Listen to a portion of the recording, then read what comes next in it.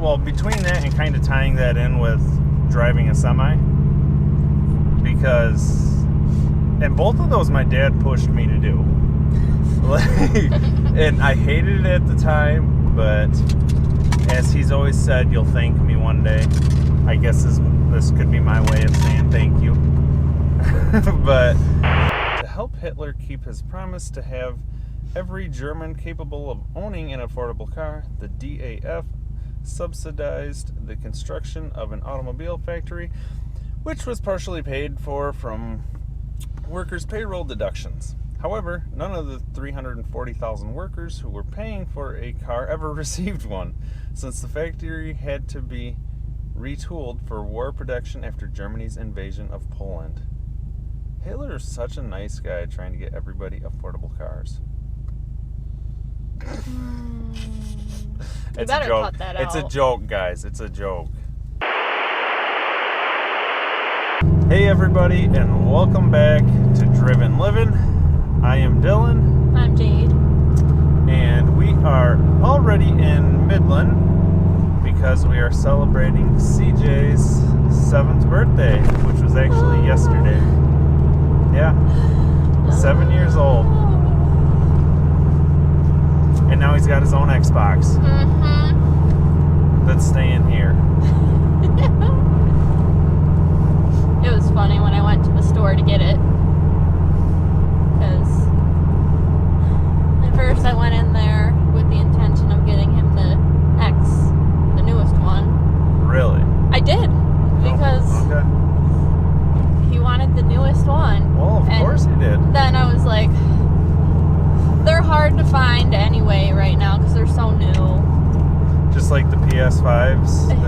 I don't know. I'm assuming that people are doing it with the Xbox too, but I know that the PS5s, I'm sure you guys have heard, people are like buying them out and then trying to sell them for 2 or 3 times what they paid for it.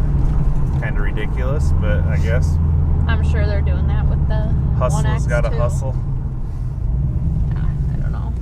But I got it at Meijer. Ended up getting him the 1S. So that's all he needs. I go in there and they had 2 left. And so I go up to the counter or whatever and ask if they could unlock the case, because they're stored in cases with like the little security thing on it, security tag. Yo. So I asked the guy, I was like, oh, can I get one of your Xboxes out of the case? And he was like, oh, you're talking about the new ones? We don't have the new ones. And I'm like, no, the ones you have back in your case, I want one of those. And he was like, oh, those aren't the new ones, right? And I was like, no, I know. I know. And he was like, okay, I just want to make sure. And so I told him, I was like, yeah, my son's turning 7 tomorrow because I got it Friday and his birthday was Saturday. And so I was like, yeah, he turns 7 on Saturday. And that's all he needs. He doesn't need a brand new. Yes.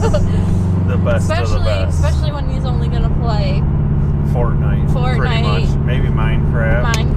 Yeah, Fortnite and Minecraft. Yeah. Is literally all he's going to be playing on it. So yeah. I just thought it was funny. Oh yeah. And I don't think I told you, but I tried calling Meijer to see if they had any like Spider-Man cakes. Yeah. And when I called, I sat there on hold for like 10 minutes, but they had, their automated little whatever that repeats over and over. Uh-huh. And it said right on there that, due to high demand, we don't over the phone, say how many PS5s or Xbox. Oh. Yeah. Whatever it is, 1X right. or whatever that they have available. So you have to literally go into the store and see. Yeah. Which. But it makes sense because, it does. I mean, obviously they're selling out quick. So they don't know. So they don't want to... I mean, if it was my business, I wouldn't want to be like, oh, someone called and said they want a PS5. Okay, I've got one. I'll put it on hold. And then they not money, show up right, when someone could be right there with money in their hand. Yeah. Yeah. Yep. But I don't know why I've never been big into like gaming or know any sort of, you know, I'm not good with that kind of stuff because I've just never been into it. But I've always just, I don't know, any of like my friends or like family at least who were into that growing up, it was always Xbox. Like, I never understood why people prefer the PlayStation format over Xbox. I think the Xbox is easier too. Okay, so you've had both. I grew up playing on PlayStation, like the PlayStation 1 up through the 3.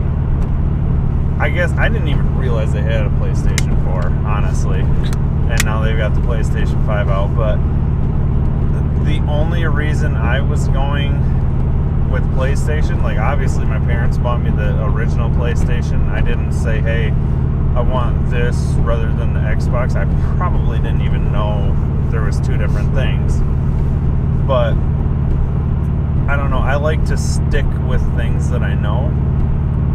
Just like with our new pre-workout that we've got. You're changing the subject. I know. No, I'm just saying, like, I'm sticking. I like to stick with things that I know. You're comfortable. So that's like when the PlayStation 2 was out, I wanted that, and then the PlayStation 3.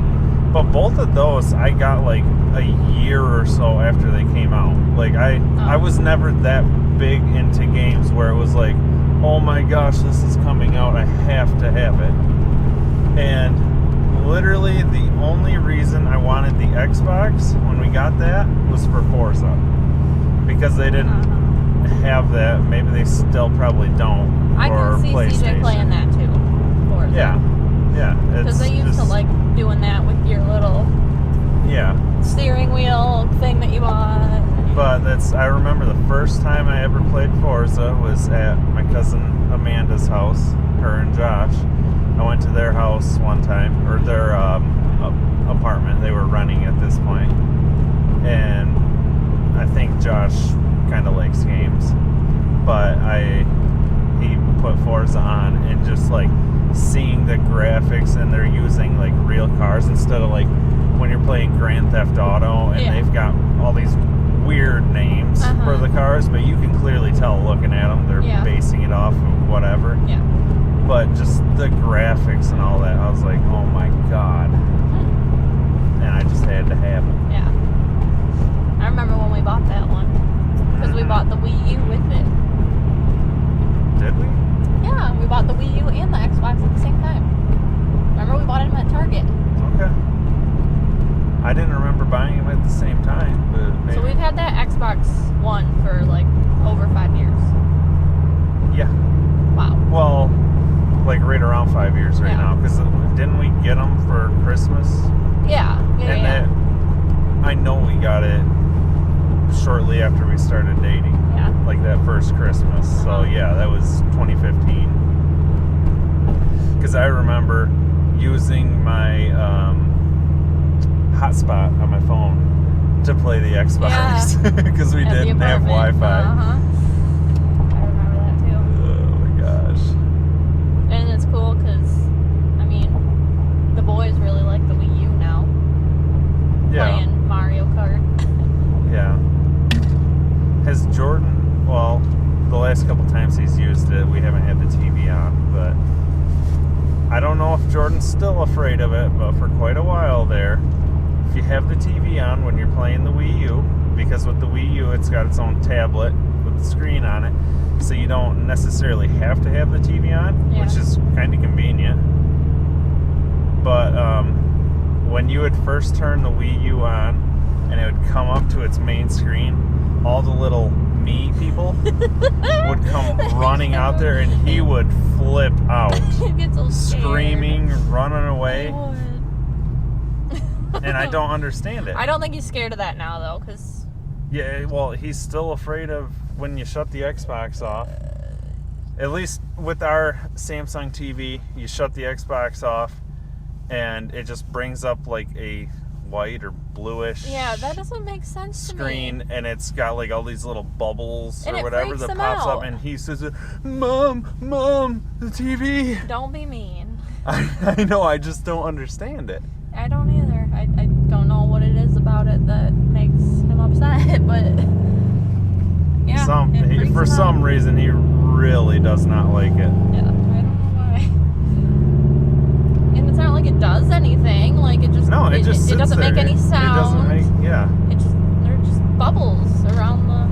I don't know. I don't. Random question time, everybody. If it works.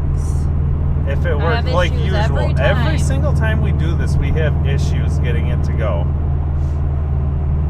don't know why. But what's the most useful skill you've ever learned? Most useful skill I've ever learned. Yes.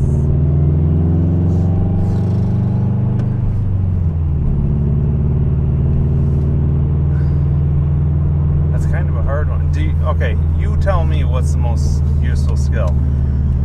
Because I'm just trying to think right now. It's useful skill. It is hard. There's a lot of useful skills that I know. But the most useful skill? Oh, okay. I got mine right here. I think I got one too, but you go first. You go first. Knowing how to drive a manual transmission. Yeah. I would say that's the most useful because, between that and kind of tying that in with driving a semi, and both of those my dad pushed me to do.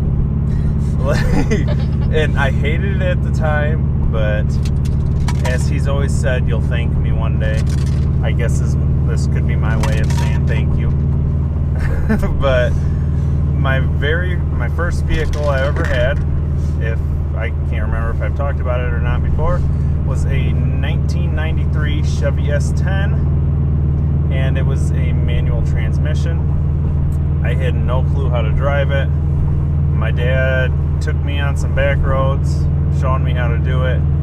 I remember acting like Jordan and throwing fits, getting mad because I couldn't figure it out. As a teenager? I wasn't throwing fits like that, okay?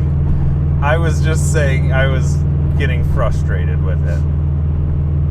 But I miss that truck, and I honestly really enjoyed driving it. Did it have one of those big shifters in it? Well, it was a truck, so it didn't just have, the boot right here in the center console. So, yeah, okay. Yeah. See, I want a Jeep with one of those. Yeah. Yeah. But I would say that's most useful mainly for, the semi, because that's something, knowing how to drive a manual transmission semi, there are so many trucking jobs out there that, if you have your CDL, knowing how to drive a manual transmission, there's always people looking to hire people to drive truck. Oh, that's just it. How does that work though? Because if you take your test in an automatic, you cannot drive a manual. But so if you drive a manual, you can do both. Yeah. Well, yeah. Obviously. But, otherwise, literally all three of our cars that we daily drive now, I guess, are manual transmissions. We don't have one automatic transmission car. We got the Le Mans. But but that's not a daily driver. Yeah, I know. That's a once in a while. But, once a year, pretty much. You know what? But we both enjoy driving manuals. I just think it makes the driving more fun. Mm-hmm. But anyways, I'll let you tell yours.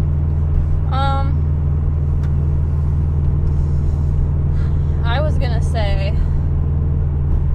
changing your own oil. Okay. Now, think, at least in the cruise, the car I drive the most, I would feel confident doing that by myself. Mm-hmm. Since I know where the filter goes, and I know where, the pan is, where to unscrew it, and all the oil comes out, I would feel confident doing that myself. Yeah. In any of the other cars, no. But I'm sure it's not like a hard thing to figure out either. Like, you just have No, it's not. I mean, especially with, like, YouTube now. Well, yeah. Like, you can learn how to do... That's where I've learned to do a lot of stuff with cars. You're a YouTube mechanic. And there's Yeah. no shame in that. I'm not really the YouTube mechanic, but... Anybody can be a YouTube mechanic. Yes.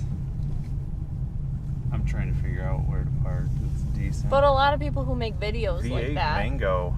Wow. A lot of people who make videos like that are actual mechanics. So... Yeah. But I was going to say, that's one thing that I liked about... Or that I like about the cruise is the oil filter location. Because it's up top. Yeah. The only thing that sucks now is with our ZZ Performance Stage 2 kit,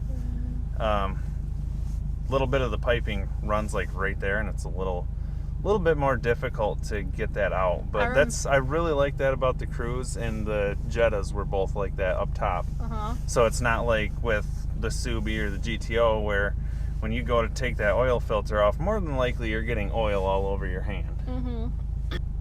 What's something you've been meaning to try but just haven't gotten around to it? Do you got something so I don't cut you off? No, I don't. Okay.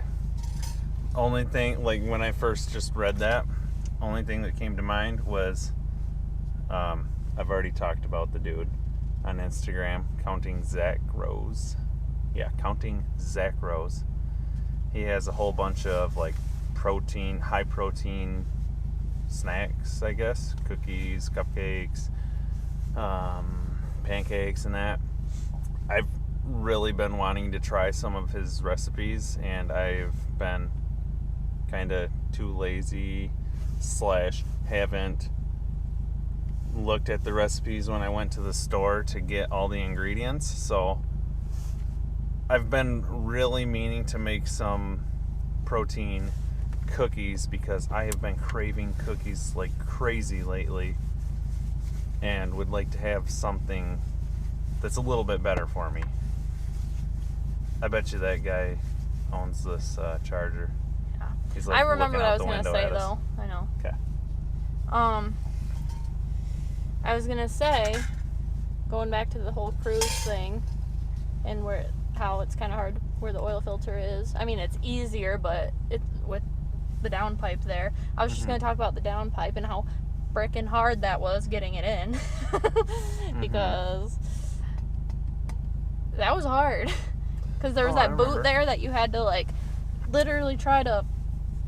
I don't even know. Like it was like tilted up, and the pipe was at a weird angle. Yeah, so we were trying to like get it in there and clasp it with the clamp. Is that what it is? Yeah. Clamp, yeah. And I just remember making a post about it in one of the cruise pages, and they were just like, yeah, make sure, like other people had an issue with that too. Like they were just like, make sure that clamp is tight as fuck. Yeah. That was a pain. A real pain. Yeah, that's all I want to say. Okay. Yeah. And it's in the way, like you said. So you don't have something you've been meaning to try but haven't gotten around to it? Getting up earlier to work out like you do. Yeah. But I don't know. With how much I like have been working, and just with how late I get home, I'm tired all the time. Me too. All the time. I think once... And I don't know. I always keep like saying it's because of what I do. Because, I work with kids. Kids are busy. So, we're busy all the time, but I don't know. I'm trying to like not like say that or think it's because of that. But then at the same time, like, I don't know if does that really make a difference? Like what you do every day, make you like. Does it make a difference in like what you do every day? Does it make you more tired than some other jobs? I'm sure. Well, yeah. Well, yeah, but I don't know. I think the thing is getting in a routine, like especially if you and the boys are going to bed at a specific time every night. It's like 9 o'clock every night. We're always usually in bed by 9 o'clock. Okay. And I try to stay up. Like, I want to stay up later just to have, some time to myself, because I don't really get that. I know. But I end up falling asleep, and then I'll wake up at like 12:30 in the morning, and I'm like, oh, better go back to bed. But anymore, like, I've been waking up right around 4 for quite a while now. Not quite a while. Maybe. I don't know. I've lost track. But anyways, now at least most of these days, pretty much every day that I have to work out when I wake up that early, like I wake up and my body's ready to go now. Like even these weekend days that I've set my alarm for that early and I wake up and then I'm like, might as well go back to bed. Like when I first wake up, I'm ready to go. Then if I hit snooze or I set the alarm for a little later, then I don't want to get up. Yeah. But if I just wake up right when I initially have that alarm set for, I'm good to go. But anyways, we're at the gym. We're going to go work out. Then we'll be back to do movie time and car trivia. So we'll be right back. Okay, so we're back from another kick-ass workout. Really wore me out. I know it wore Jade out too. It's cold out, but I wanted to show off my tank top. Hopefully you guys can see it. It is DRGOAT tank tops. I will put a link in the description to them.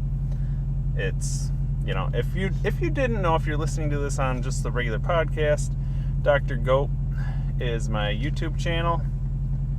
And yeah, we're about to blow up. And you can rep us, or rep me, whatever, with a tank top, a t-shirt, or a hoodie. I got my own hoodie coming as well. Yeah, it's that GOAT life. Keep on climbing, keep on working to be better. That's what I'm all about now. As of this year.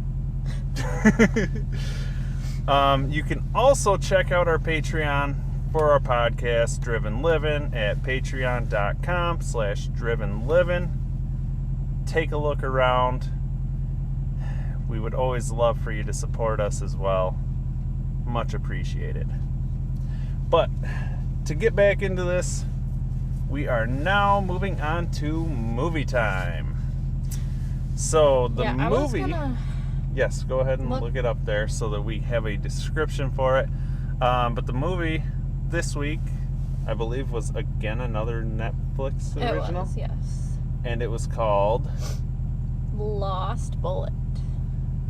And the only thing I honestly don't like about this movie was that it's in another language. It's French, isn't it? It's in French. Yeah. And so, we always have subtitles on anyways, but we definitely needed them on this time. But, so like we said about, what was that other movie? Wheelman? Yeah. You really got to pay attention to it.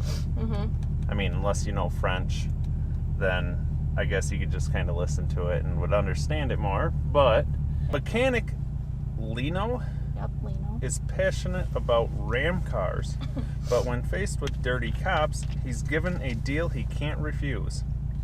He must put his passion at their service in order to avoid prison. So pretty much, the movie starts out showing a dude, Lino, if I'm pronouncing that right, yes, working on a car that is all, like, it's got a full roll cage and all that in it. And it kind of looks like just a basic car, but it's got a Lamborghini engine mounted right behind, like the driver's seat in that, mid-engine.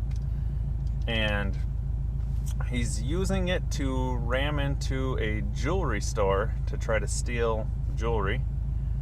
And he's got like a buddy with him, I guess. Yeah. And when they go ahead and do that, his brakes, for whatever reason, don't work. And he goes just right through all the walls. Cops show up and bust That's how him. he gets arrested the first time. Yep. And then I cannot remember what the guy's name is that comes and, like, he realizes he's just this genius mechanic who's, you know, he just knows what he's doing. Mm-hmm. What is his name? The guy that the cops killed. I can't remember. I can't either, and I'm trying to figure it out We right just now. watched it last night. Yes. And this guy has basically, you know, makes him work for the cops. Like, he works on, like, the cop cars and stuff. That's Right? that's like they have him do that to avoid going to prison. Yeah. Because Kinda they know makes a how deal with good him. he is. Yeah. Yep. And he drives this. I just looked it up what it was called. The hero car of the film is a 1990 Renault 21 turbo sedan, which makes Lino risk everything to find it. Because basically he goes and finds this, you know, one guy. I really wish I knew names right now. I'm gonna look up names. Cast. Somehow they get along with his partner that they rammed the jewelry store. Yep. He wants to go meet him for whatever reason. I honestly don't remember. Charis. Which one is he? That was the guy who got killed by the cops. Okay. And they tried to blame it on Lino. Okay, so they and- go to meet the guy Quentin. Quentin is Quentin? that guy who that he was with the when night they rammed the jewelry store. They drove through the And jewelry store. basically not Quentin. Like a little brother to him. Not Quentin, but the two dudes he was working for Which were were Marco. Sorry, go ahead. They're at like a mechanic shop, right? Mm-hmm. Or I guess it was more of a like scrapyard kind of type deal. Yeah. But these two dudes that Quentin is working for are also tied in with these other cops. Areski and Marco.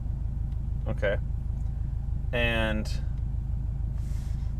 yeah, Charis kind of calls for backup because he thinks that Lino is gonna get into some sort of altercation with these people. And the backup that he calls are some not so nice cops. And when Lino, Quentin, and Charis are getting ready to leave, the one cop shoots through the back window and kills Charis, the other cop. And basically, the rest of that movie is the cops trying to frame Lino Yeah. to get him in prison. And the only way to prove, like, the only evidence that he has, like, Lino realizes, because they try to burn everything. They try to burn Charis's body and the car. Mm-hmm. But what happened was, they didn't actually burn his car. They They swapped made out Quentin cars. hide the actual car Yeah. that the bullet was in, and that was proof. Like, that was his only proof to show that that bullet came from Areski's gun. Yes. And that was, like, the whole movie is just basically him trying to find his actual car. Because, you know, they bring in the burned car, and he realizes, he's like, wait, those aren't, like, the rims. Those aren't the right wheels or something. He notices something that's different. That's not the car. Yeah. And he's like, yeah, that's not the car. So, yeah, here. I was looking up, like, a better description Yeah. further into it. Let's go back a little bit. Back when they're about to leave with Quentin, you Yeah. know? As Lino Charis and Quentin are about to leave the scene, a dirty cop named Areski shoots Charis dead at point-blank range. Areski realized that Charis was about to discover his involvement with Quentin's criminal gang, and he decided that killing him and destroying the evidence was the best way to stay one step ahead of the law. Lino and Quentin managed to get away, but they realized the dead cop doesn't look too good considering their extensive rap sheets. Areski could easily pin the murder on them, and that's what he tries to do. Yep. To cover him up. As it turns out, their instincts are good, since that's exactly what he tries to do. Lino and Quentin are now two of the most wanted men in the country. Lino realizes that the only physical evidence that can prove his innocence is the bullet Areski fired through Charis that is still likely lodged in the car, which it was. He needs to find the lost bullet. With Areski hot on his tail, Lino recovers the car and uses his mechanical skills to turn it into a jury-rigged tank so he can navigate it safely to forensics. And then once he finds it, he knows that, they're gonna be, after him. So he does, this. What does he put in front of it? Remember? Oh, you fell asleep. I fell asleep Never mind. towards the end of it, but I'm sure he put, some sort of ram bar. He did, at the yes. front. With, these forks, Oh, no, I remember seeing that, yeah. Yeah. And so, anyways, it, basically, he goes up under, and it pretty much ripped pulls out the out whole rear end of the cop car. Yep. Areski does eventually catch up with Lino and plants a grenade inside the trunk of the jewel thief's makeshift tank. Oh. The explosive blows in... I remember this part. The explosive blows Lino's critical evidence to smithereens, but Lino is undeterred. He takes the surviving front half to the car to forensics, where experts are able to extract Areski's bullet from the dashboard. Using ballistic analysis, they confirm that Areski indeed shot Charis. And that was at the very end, towards the end, where, he was basically... At the very end there, Areski, flipped his car trying to, catch up to him. Mm-hmm. And Lino gets out. He's punching him, just basically trying to kill him. And Areski ends up throwing a grenade into the car, which lands in the trunk, and it, sets it on fire. But Lino gets back in the car, leaves Areski there. He doesn't die, but he gets back in the car, and he's able to drive it back to show Moss, which is the head cop, that he's innocent, basically, to show there's the evidence. Okay. So yeah, and then there's this cop named Julia, who, I don't know, I feel like they have a history or something, her and Lino. You know Julia, the black Oh yeah, cop. yeah. Yeah. I can't remember what was going on there, but she basically risks everything to help Lino out, because he told her everything. He said, I'm innocent, and at first she was like, you're fucking crazy. But towards the end, she helps him. Yeah. So. Okay. Ends up being... Oh, and then, at the very, very end,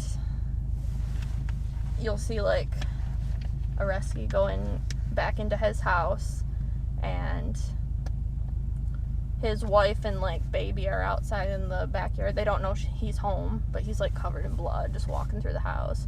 And he goes into, this closet and rips out a wall and gets all this money stashed in a bag. Because he's fleeing, he's running away. Yeah, I'm trying to get out of the country. Because, now they know that he didn't do it. And... That he'd done it? Oh, yeah, sorry. That he did it. Yes. Yeah, okay, yeah. Because he's the one who killed Charis. But... And then...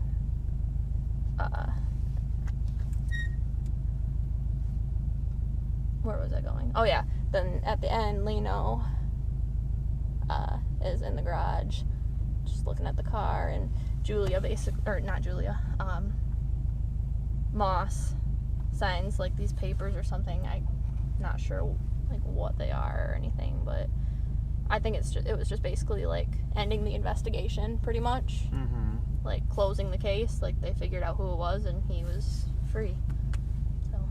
Okay. Yeah. Yeah. I didn't really like the ending because it just kind of ended right there. Like, oh, I mean, it was good because they figured. Yes. It was enough to show that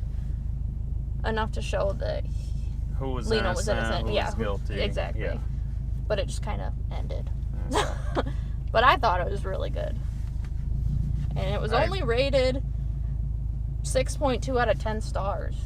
I thought it was better than that. That's rated better than some of the other ones that we've talked about, and I honestly, myself, was kind of like, about it. Yeah. But that might just be because it was in French, and I don't understand French, and it just made it hard to pay attention to. Mm-hmm.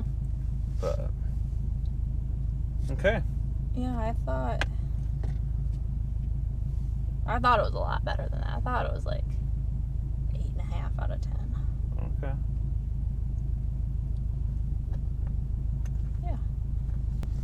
So, on to trivia time. This week we're going to do Volkswagen trivia. And we'll see how this goes. Let's do like about 15 of them or so. Okay. I'm going to check on the dogs real quick. But Okay. I'm listening. No, I'm listening. So we got this camera to check on. Oh, there they are. Oh yeah, they got their heads poked up because they're like, oh, bright light. Hi, Hi, dogs. Toto. Hi, Lizzie. Hi, babies. Tell them you'll be home soon. Tone, Lizzie, I'll be home in a little over an hour. All right? Love you. Bye-bye. See you soon. Well, Dad will. Yes. Love you. Look at them. Look at their little eyes. I know. Okay, let's. Okay. They're just so cute. I know. What does Volkswagen mean in German?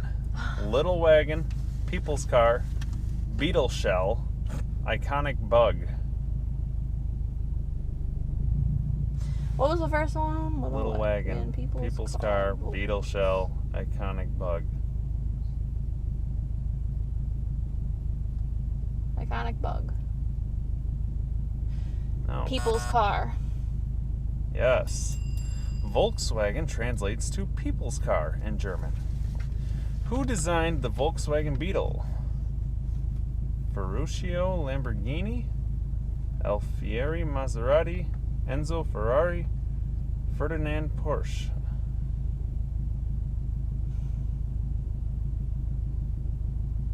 Is No. Lamborghini's part of Volkswagen. Is it? Okay, then Lamborghini. Okay, no. I think. Yeah. Porsche? Yeah. Yes, Ferdinand Porsche, a well-known designer for high-end vehicles and race cars, had been trying for years to get a manufacturer interested in a small family car. In April 1934, Hitler gave the order to Porsche to develop a Volkswagen. Thank you, Hitler. What was the Volkswagen Beetle called when it was first sold in the United States? Victory Wagon, had this one Freedom before. Wagon, Liberty Wagon, Kraut Wagon. Victory Wagon. Yes. One entry to the U.S. market shortly after the end of World War II, the Vw Beetle was briefly sold as a Victory Wagon. Yeah, I remember that one. What 1968 Disney film featured a Vw Beetle? The Love Bug, Mr. Bug Goes to Town, Chitty Chitty Bang Bang, A Bug's Life. I don't know. I thought Herbie was the Love Bug. Okay, then the Love I was going Bug. to say Herbie. Yeah, but that wasn't 1968. That was way newer than that. No, there's an older Really? one. Yeah. The Love Bug started. Well, I know there was an older... I don't know how to pronounce that. I'm assuming Anthropomorphic. Yeah, what does that mean? Oh. A car that comes to life, pretty much. Oh, yeah. Pearl white fabric sunroofed 1963 Volkswagen racing Beetle named Herbie. It was based on the 1961 book Car, Boy, Girl by Gordon Buford. What city was founded to build Volkswagens? Stuttgart? Munster? 4th, Wolfsburg. I'm probably pronouncing like all these wrong. Wolfsburg. Munster. No. Stuttgart. No. Firth. No. Wolfsburg. Wolfsburg. God. Wolfsburg was founded on July 1st 1st, of July. 1938, to house workers of the newly erected Volkswagen factory. In 2013, Wolfsburg ranked as the richest city in Germany with a GDP per capita of $128,000 due to its thriving auto industry. Wow. How many Volkswagens were sold in the United States in 1949? 2,222, 2, 222, 22. 22. No. 222. No. 2. Yes. Wow. Wow. Only two two. in 1949. Volkswagens were first exhibited and sold in the United States in 1949, but sold only 2 units in America. So they literally only sold 2 cars. Yeah. So in 1949, there was 2 lucky people that had a Volkswagen in the United States. They must not have brought many over. I'm sure they brought more than 2. Well, yeah, but it must not have been obviously a well-known car at the time. that or they were really expensive. I don't know. What famous album featured a Vw Beetle on the cover? Abbey Road, On the Road Again, Thunder Road, Goodbye Yellow Brick Road.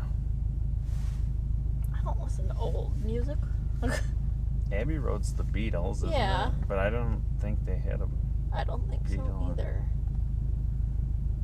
On the Road Again. No. Goodbye, Yellow Brick Road. No. Abbey Road. Yes. What? Okay, I guess they did have a Oh Beetle. my gosh. The white Volkswagen Beetle on the cover of the Beatles' Abbey Road album belonged to one of the tenants in the block of flats across from the studio. After the album was released, the number plate LMW281F was Okay. stolen repeatedly from the car. Wow. Okay, I guess there is a picture of it because I'm just thinking like the 4 of them Yes, walking. I know. That's all I could think. What makes a I don't car a realize it was in the Volkswagen? background. What? I don't know how to pronounce that. Fahrengrünchen, Wanderlust, Zeitgeist, Schmetterling. What? I don't know. That doesn't make sense to me. What makes a car a Volkswagen? The first one. Yes. Farvengrüngen, I don't know, means driving enjoyment in English. The term itself is not standard German, but a neologism?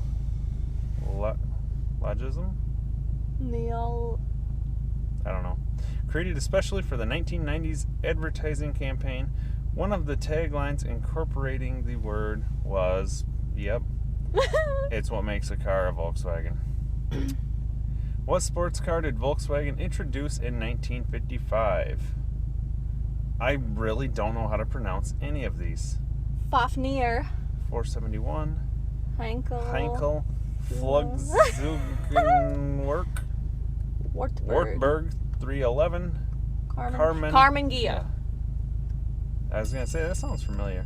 Yeah, The you know where I Volkswagen heard that. Carmen Ghia combined the chassis Where did you and hear Carmen mechanicals Ghia? of the Type 1 Beetle with styling by Italy's Carrozzeria Ghia and hand-built bodywork by German coach building house Carmen. Because I can tell you where I've heard Where? that. Where? Cars 3. Remember? Mater? It was like they're the spies. No, Cars 2. Sorry, Cars 2. Yes, with the spies. When they were in I don't even know where they were at, but for like the, what was that race called? I don't remember. Cars 2. We're going to sit here and look this up now? Yes, we are. Because I should know this because Jord loved those things. I know. Cars 2. World Grand Prix. World Grand Prix. Because there were like 3 different races or something. Yes. And at the first one, remember there were those spies trying to find that one car. Yeah. And their little like secret like code term was something about a Carmengia. Yeah, being air cooled. Yeah. Who founded Volkswagen in 1937? Karl Friedrich Rapp, Karl Benz, Gottlieb Daimler, That one. German Labor Front. You think this guy? Yeah. No. I assumed it would be a Karl because there's 2 different Karls on there. That's Okay, the the only reason I first thought. Karl. The second Karl. The Okay, last one. German Labor Front. The German Labor Front was the National Socialist Labor Organization which replaced the various independent trade unions in Germany after Adolf Hitler's rise to power. To help Hitler keep his promise to have every German capable of owning an affordable car, the DAF subsidized the construction of an automobile factory, which was partially paid for from workers' payroll deductions. However, none of the 340,000 workers who were paying for a car ever received one, since the factory had to be retooled for war production after Germany's invasion of Poland. Hitler is such a nice guy trying to get everybody affordable cars. You better cut that out. It's a joke, guys. It's a joke. What was the tagline in the 1967 Volkswagen ad that featured an African tribal chief? His Volkswagen never let him down. I gotta turn this to Volkswagen. Inspiration comes standard. Engineered to move the human spirit. A car for everyone. Engineered to move the human spirit. You think so? Yeah.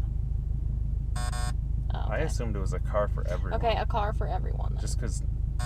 Okay, Hitler wanted a car for everyone. Would you shut up? His Volkswagen never let him down. Yeah. There you go. In 1967, DDB published The Unusual Story of Tribal Chief. I don't know how to pronounce that. It's Njiiri. Najiri. Kiambu, who traveled through difficult terrain in Kikuyu land in his Vw Beetle as he visited his large family of 34 wives, 80 sons, and more than 90 daughters. How is that even possible? What a lucky guy. What year was the original Type 1 Vw Beetle discontinued? 1995, 1969, 1971, 2003. Type 1? I'm assuming that's like the original. Well, yeah, original Type 1. 1971. No. 1969? 95, maybe? No. It's 2003. 2003? Yep. Really? I'm assuming they're talking about like body style? Yeah. Yeah. The last original Type 1 Vw Beetle rolled off of the production line at Puebla, Mexico on July 30th of 2003, 65 years after its original launch. The last Beetle, nicknamed El Rey, Spanish for the King, was delivered to the company's museum in Wolfsburg, Germany. Wait a minute. So, did they make like a Type 2? I'm assuming? Well, after 2003, yeah. Okay, that's what I thought. But I'm assuming they were making a Type 2, like, this was in Mexico. Yeah. So they were probably just still making those while here in the U.S. and whatever else they were making a Type 2, I'm sure. Yeah. What was the name of Volkswagen's luxury brand? We answered this before, didn't we? Jaguar, Acura, Lexus, Audi. No, we did that for Toyota's luxury brand, and it was Lexus. It was? Yes, I'm pretty sure. Toyota? Yes. Toyota's? Okay. What is Toyota's? Okay, I was going to say Audi. It's Audi, guys, because Jade's looking up more stuff. Oh, yeah. I should have known along that. with fellow German marques, BMW and Mercedes-Benz, is among the best-selling luxury automobile brands in the world. I should have known that because Audi and Volkswagen have a lot. Yeah. They're tied together. See, look, told you. Okay. In 2015, Volkswagen was involved in a scandal involving emissions testing, brake testing, airbag testing, seatbelt testing. Brake testing. You should know. Really? You should know this because it's about their TDIs. What were they doing with their TDIs? How they were getting such good fuel mileage.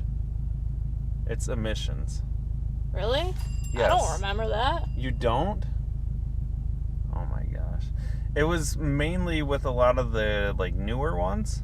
Newer TDIs? Yes, they had some sort of computer set up in them, so the car knew when it was on being tested. Okay. And it would kind of kill down on power to get emissions to pass. Oh, okay. And some smart dude figured out that, and there was a whole big thing about it. You could take your TDI back and get a replacement car or quite a bit of money. I loved our TDIs, but they were old TDIs. Yeah. On September 18th, 2015, the U.S. EPA announced that Volkswagen had installed a defeat device software code in the diesel models sold in the U.S. from 2009 to 15. Okay. The code was intended to detect when an emissions test was being conducted and altered emissions controls for better compliance. Okay. Off the test stand, and controls were relaxed, and emissions jumped 35 to 40 times regulatory levels. That's pretty high. Yeah, it is. So last question. What year was the new Beetle introduced? 1997, 1987, 2017, or 2007? 2017? Really? 2007? 1997. Okay, that's what I was kind of thinking. I was thinking older, but then at the same time, I don't know, just going back to that one. Just their original? Yeah, just making it sound like they were still producing them in 2003. Apparently they were, but in Mexico. Yeah, I guess. But, I don't know. Introduced in 1997, the new Beetle drew heavy inspiration from the exterior design of the original Beetle. Cool. And that's it. That's all we got for you guys right now. Like I said a little bit ago, check out our Patreon for the podcast at patreon.com/drivinlivin. I appreciate it, and we will see you guys next time. See ya.